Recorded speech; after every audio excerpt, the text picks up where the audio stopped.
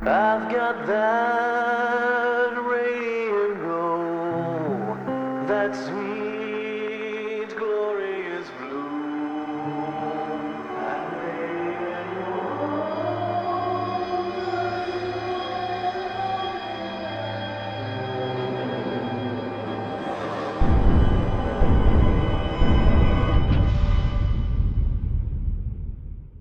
Far to the northeast in Fallout 3, you can find a curious point of interest. Passing by MDPL-16 power station, nestled in the blasted scape of the wasteland, a wanderer might spot a lazily spinning windmill in the distance. Investigating, you'll stumble upon a fenced-off area, a ramshackle settlement. Why is this settlement all the way out here? What sinister undertones can you find in this otherwise almost comical place? And why is it called the Republic of Dave? Hello there, and welcome to the Green Vault Podcast, a lore-based podcast delving into the world of Fallout and its locations, be they eerily spooky, weirdly funny, quirkily strange, or wonderfully benign. Join me, your host Red, as we take a look at a location in Fallout and discuss every aspect, from architecture, quests, loot, sound, and game design. So welcome, dear listener, and let's delve into today's location. We are here in the capital wasteland as the Lone Wanderer. As I stated, very far northeast. It's actually the furthest location in that direction you can find on the map. The perimeter is made up of mostly post-war looking junk fencing. A few small sections are taller pre-war chain link fences with barbed wire running along the top, but yes, it's mostly the junk fencing. A rusted windmill stands tall at the side of the entrance, providing power to the few light bulbs in the buildings for the Republic of Dave. There are 4 buildings, all rusted shacks of varying sizes. From the chain-linked fence gate entrance at the south as you enter, you can see 1 building on the western wall, another ahead, the biggest one, and 2 to the east. All buildings back onto the fences, adding an extra layer of security. Part of the old pre-war fence has fallen over on the eastern side, but it's been repaired by utilising one of the building's back walls and some metal plating to cover up the gap. It's a nice extra touch of environmental storytelling, showing a bit of age and, ramshackle repairing here and there. But before you can enter, you'll be automatically put into a conversation with the gate guard that stands behind the gate as you approach. The guard will be a child. I waited around all day and it's just a rotation of the children in the compound. You can't really mess up your chances for entry here. If you have the child at heart perk, you can just use that. Any conversation either leaves you outside but able to chat with the guard again, or gets you inside by following the guard to go see this mysterious Dave, the leader of the Republic. With the Child of Heart perk, you'll still get led to Dave. The one I talked to said, make sure to call him Mr. President Daddy, he likes that. Which is, to be honest, incredibly creepy. Talking to any of the children, you'll find they all call him Daddy or President Daddy. The child will lead you to the main building in the north, which is the Republic of Dave Capitol building. Now, I said you can't really screw up entering the Republic of Dave, but that's not strictly true. When talking to the child at the gate or any adult citizen once in the settlement, you have the option to say, "Your Republic is forfeit. Prepare to be reclaimed by the wasteland." Doing this will turn everyone in the Republic of Dave hostile towards you. The person you're talking to will frantically shout how you're a communist in an attempt to alert others nearby. So you do have to be a little bit careful about spamming through conversation trees if you're not paying attention. The main courtyard of the complex has a flag pole at the centre. No flag is present on it, however. I feel like they actually may have just run out of time for that one and one was intended to be there, or mayhaps adding to the comically small and kind of crappish nature of this republic, they don't have or can't afford to get one made or something like that. To the left of the entrance is a small Brahmin pen with 2 Brahmin in it.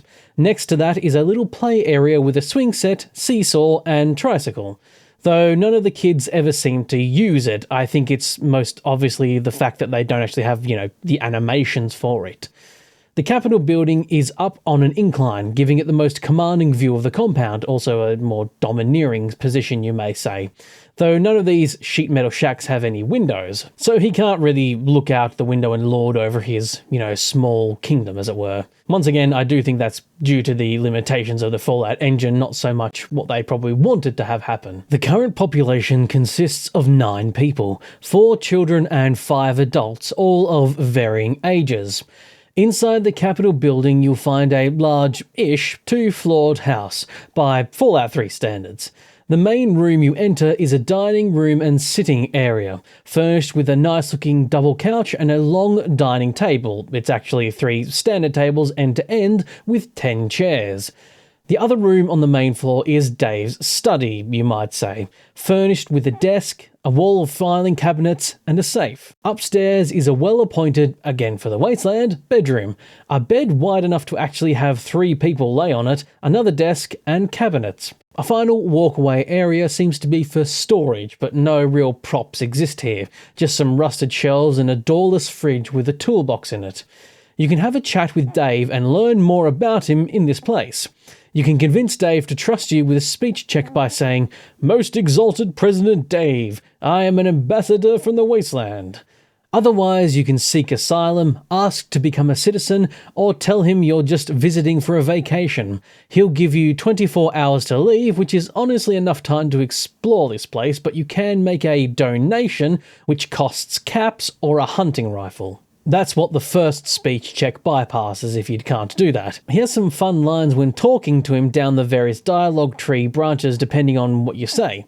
He talks about the Department of Tourist Rights, which has declared a tourism embargo, by the way, and the Office of Immigration Affairs, which has exceeded its quota of immigration for this year, all of which you get the impression is run by Dave too.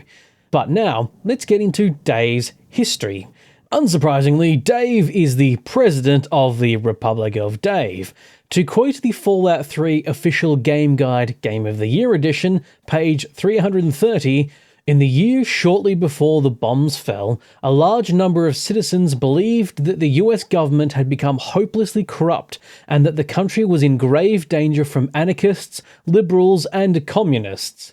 These individuals relocated to a remote rural location, established private militias, and promised that they would one day take back the government for the people. It goes on to say, over the past 2 centuries, this tiny plot of land has been known as the Kingdom of Larry, the Republic of Stevie Ray, Billy's Lavania, the New Republic of Stevie Ray, and, most recently, the Nation of Tom, after Dave's father. Now that Dave has complete autonomy over his subjects, he rules his hamlet with an iron fist, but wishes to be seen as benevolent. I will say there is an inconsistency here, between what the official guide says and what is actually said in-game.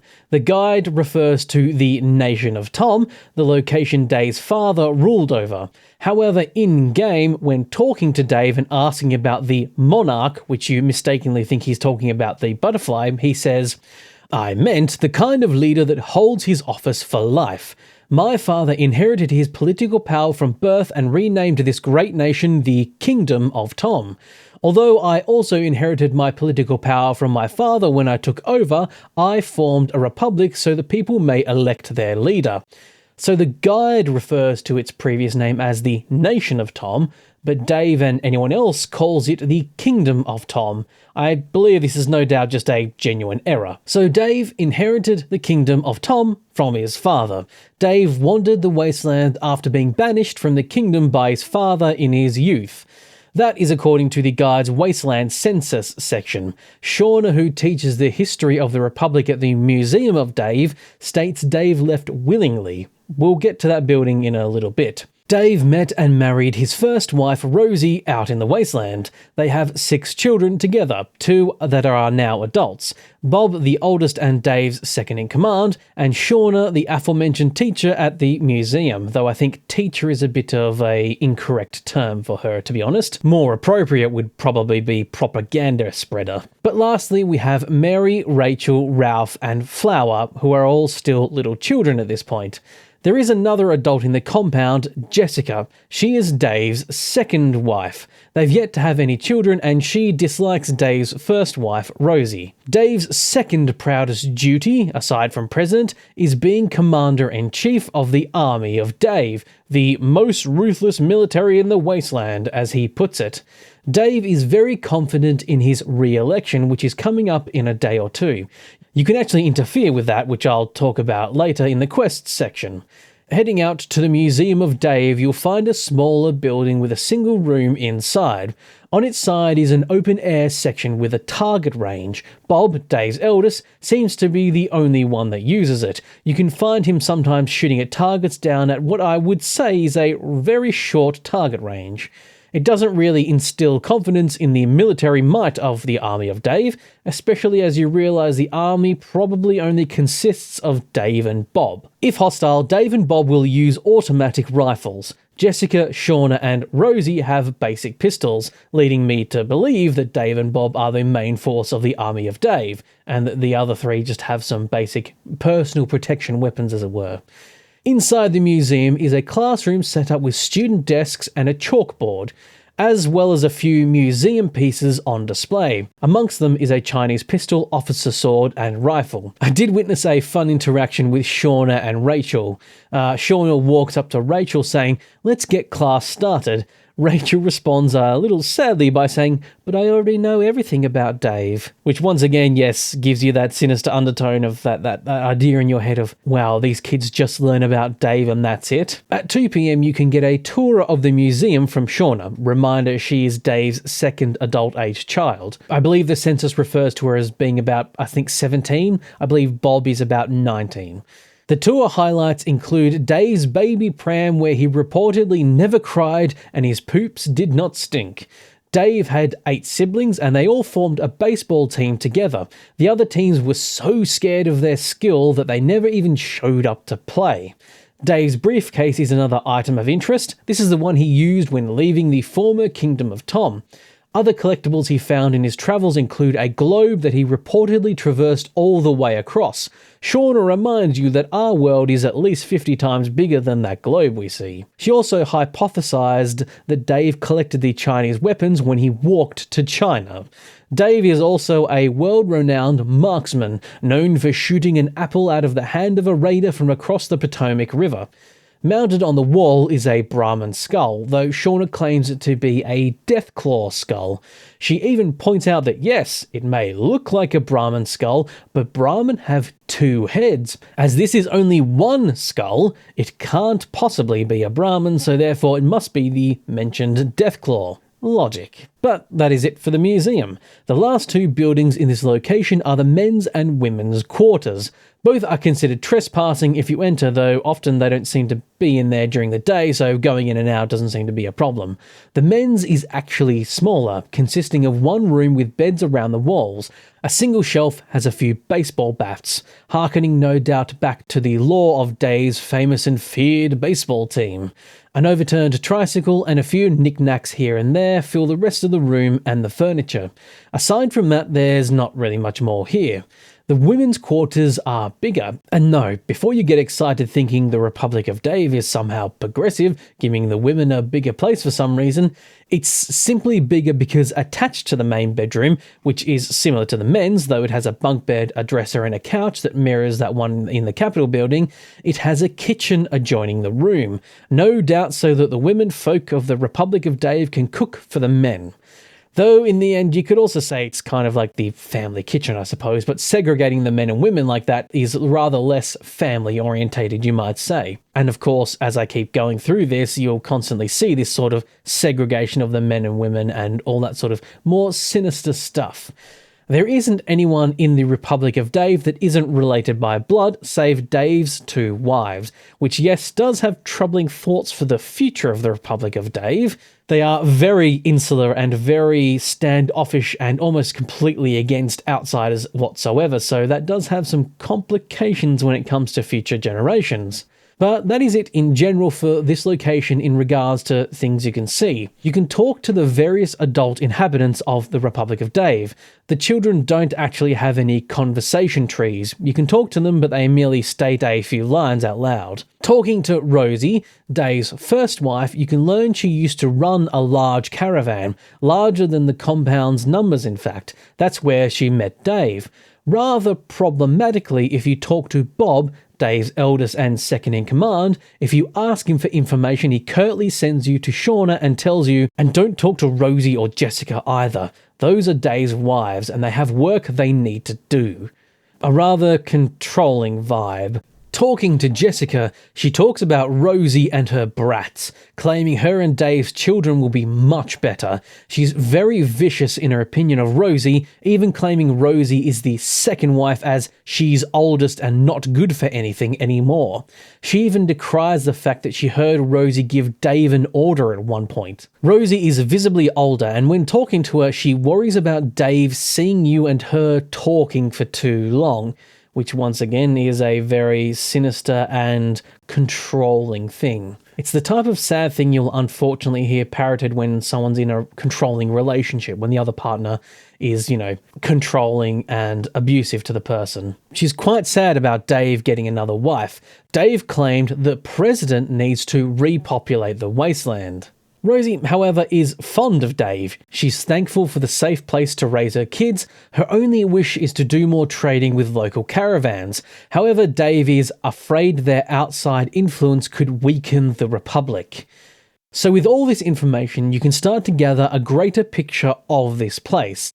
The veneer of this almost comical place, Dave and his ridiculous republic, is undertoned by an incredibly horrible cult, because that's what this place is, a cult. From birth, these children are taught nothing but Dave's story, his mythological life and deeds. They're brainwashed to believe this is the best place on Earth, and that the idea of going against Dave is horrible to them. Dave has made this place a republic with elections, but it's only because he's so confident no one will run or vote against him. It's the illusion of choice. This cyclical pattern has been happening time and time again. Dave is just the latest in a long line of cult leaders. You'll be told if you don't refer to Dave as President Dave or Mr. President or what have you, you'll be shot. Bob seems controlling over the women of the compound. He wants them in what he believes is their place. The children know only the story of Dave. They have no other form of education, as it seems. Dave has even twisted his outsider first wife, Rosie, into believing this is right and that a second wife is needed. Note that when he's talking about that, when I mentioned it, he mentions the president needs, not I need a second wife. That is a way some people will sort of seem to distance themselves from the choice they're making, even though the choice is for them. It's no coincidence that Jessica is a younger, prettier woman about half Dave's age. Now, I will say I'm personally not one of those people that turns their nose up at when a person is younger or older or what have you, within legal limits, of course.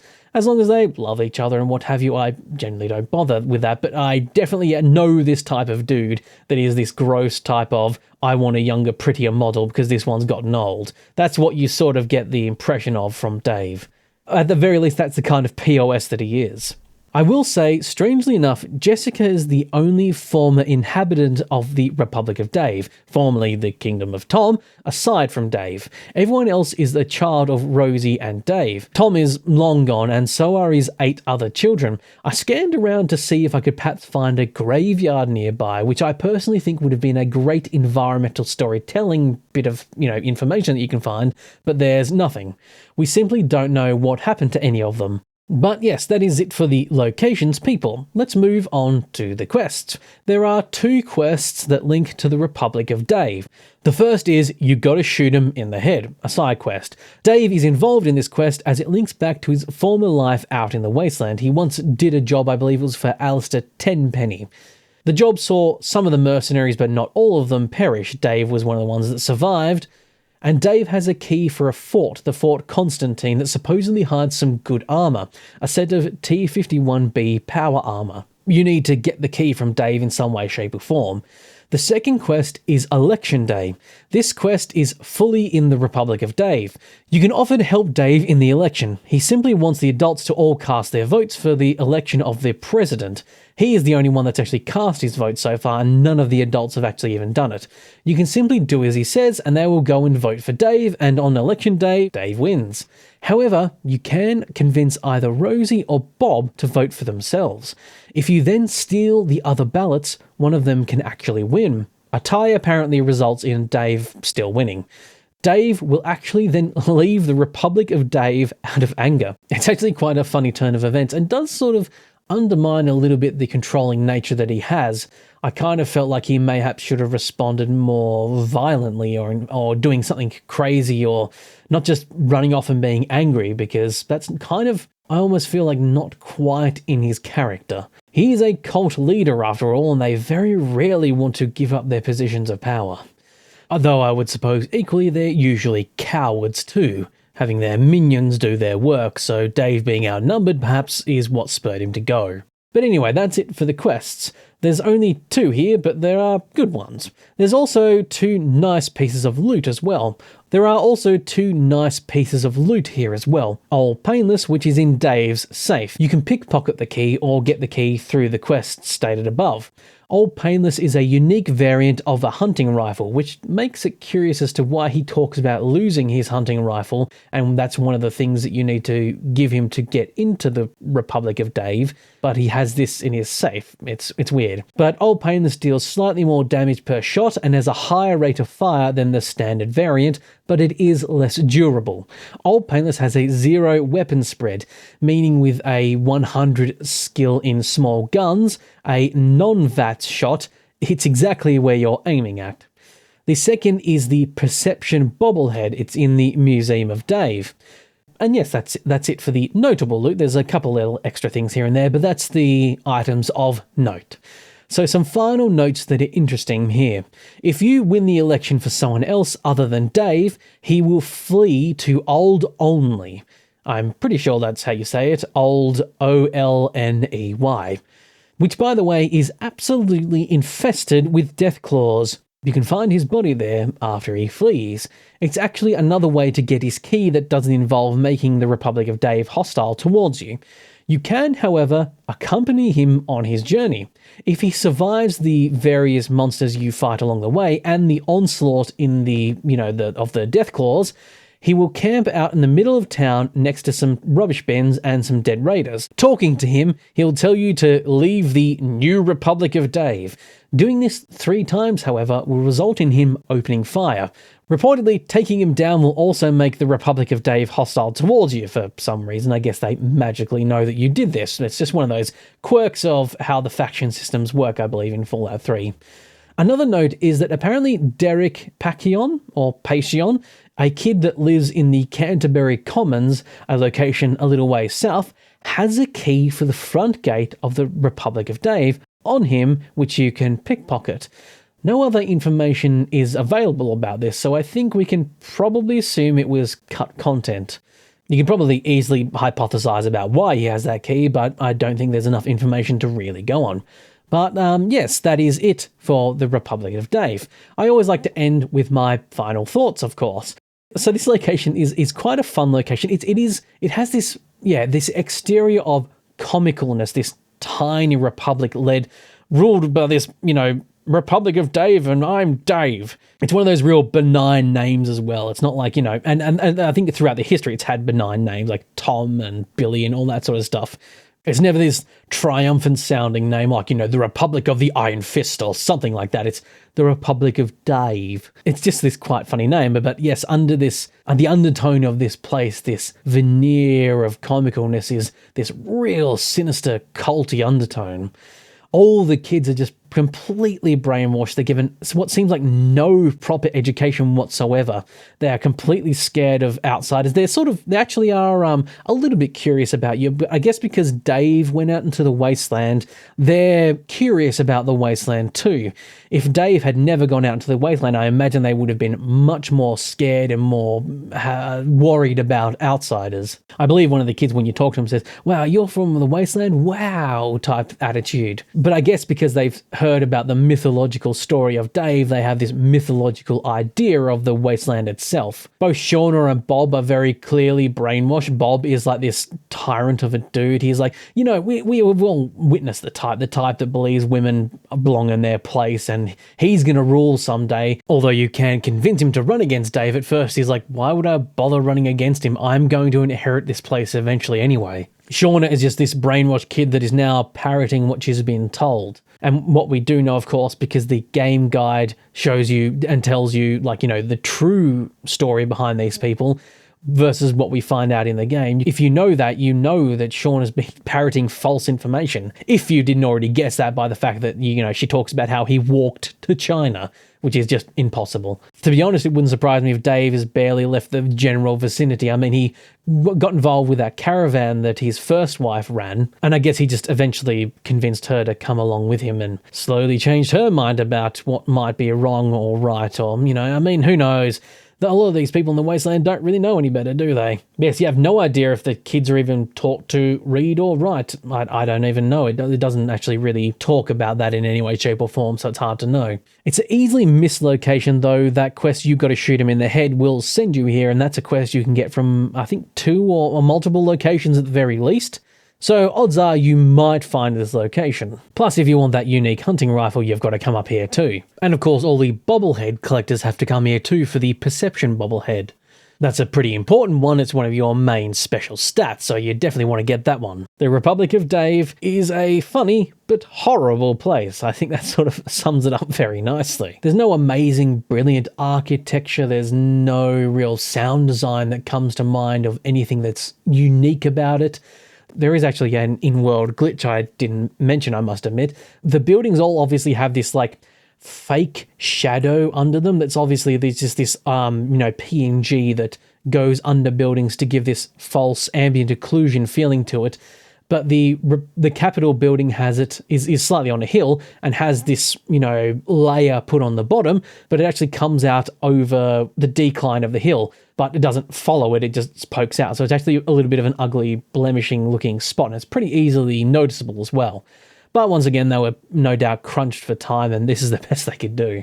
And who knows, mayhaps that's something that comes along with the building, pre-made buildings, that they just get plopped there and then no one noticed it when they were doing it. Or didn't have time to fix it, or they just couldn't fix it, really.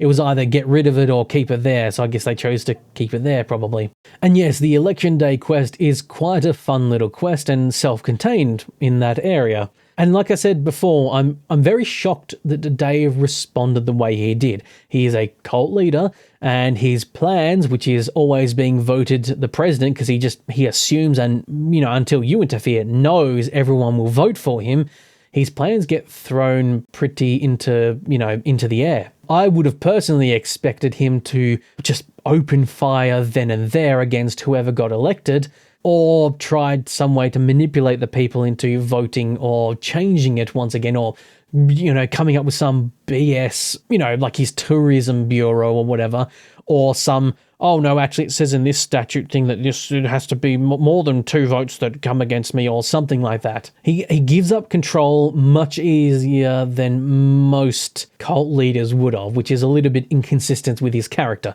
because he absolutely is a cult leader. Unless he was so arrogant he believed he could just run off, people would see how bad it was without him, then they'd ask him and they'd, come crawling back to him, as it were. And that was his thoughts, and he just arrogantly believed he could survive whatever in the wasteland because he's just bought into his own bullcrap so much. Which again is another thing that can happen to those types of people. They start to believe their own, nonsense that they've been making up for so long. They can't really distinguish between truth and lies anymore in their own head. But yes, that is it for the Republic of Dave. A fun little location and a good place to visit, and with an interesting story behind it as well. I quite enjoy it. It's another good example of fun locations you can find and fun little writings here and there, and the ambience of that location where you go in and you start to think, well, what the hell's going on here? And then you talk to people and you start to realize or quickly cotton on to the fact that, oh, this place is quite sinister. I kind of wish there was a little bit more to do with it. Like, I would love to have found the graves of all of Dave's, siblings or something like that. And, discovering that Dave somehow poisoned them all at dinner or something like that.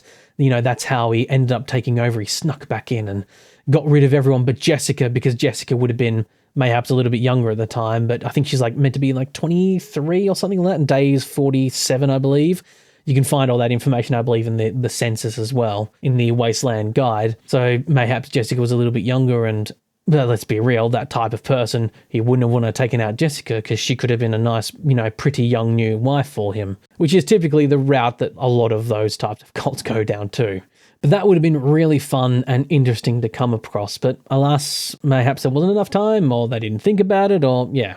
Who knows? But yes, that is it for now, so thank you very much for listening, and as always, don't forget to like and subscribe and all that good stuff, and leave a comment too as well. That really helps me out, and I'd love to hear from people, and if you know of an interesting location, especially in Fallout 3, New Vegas and 4, that's the ones I'm currently sticking to at the moment, because those are the ones I know the most, and getting to locations in Fallout 76 and Fallout 1 and 2 are a little bit harder from what I can tell, investigating it, and I only have a certain amount of time to investigate these places, so mayhaps in the future I'll start actually playing Fallout 1 and 2 and get some saves around so I can actually investigate these places and what have you, but for now I'm sticking to those three. And once again, as always, thank you to the Fallout Independent Wiki, the place I use for all my information for references and what have you, and transcripts especially, and they also always reference those Wasteland Guides when it comes to the information. That's how I find out that information as well and cross-reference it, which is really handy dandy indeed.